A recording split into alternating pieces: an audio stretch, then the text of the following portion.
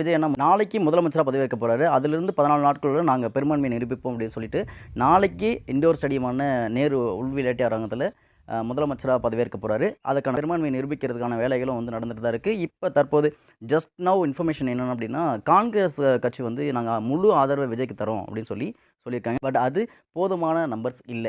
ஏன்னா அவங்க கிட்ட இருக்கிறது 5 சீட் தான்.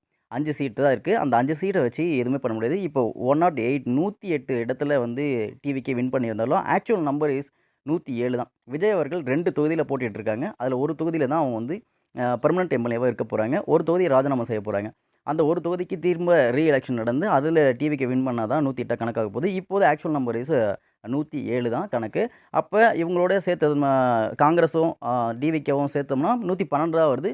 இன்னும் ஆட்சி அமைக்கிறதுக்கான தேவையான நம்பர்ஸ் வந்து இன்னும் 6 எம்எல்ஏ தேவை. 6 சீட்ஸ் வந்து தேவை. ஐயுஎம்எல், சிபிஎம், சிபிஐ, விசிகா இவங்க கிட்டலாம் ஆதரவு கேட்டு கடிதம் அனுப்பப்பட்டிருக்கு தாவேகா தரப்புல இருந்து. அவங்களும் நாங்க ஆதரவு தரோம் அப்படின்ற மாரி தான் எல்லாமே சொல்லிட்டு இருக்காங்க. மதசார்பற்ற முற்போக்கு கூட்டணியான திமுகவுல இருந்து காங்கிரஸ் பிரிஞ்சு வந்துட்டாங்க. இன்னும் ஐயுஎம்எல் வந்து நாங்க இதுவரைக்கும் வந்து நாங்க ஸ்டாண்ட் வித் டிஎம்கே அப்படின்னு தான் சொல்றாங்க. மத்த 2 கட்சிகளும் வந்து எல்லாமே 2, 2 தொகுதிகள் 2, 2 சீட்ஸ் வச்சிருக்காங்க. இவங்கெல்லாம் வந்தாங்கன்னா 6 சீட்ஸ் வந்து வரும். 6 சீட்ஸ் வந்துச்சுன்னா பெரும்பான்மை கிடைச்சிரும்.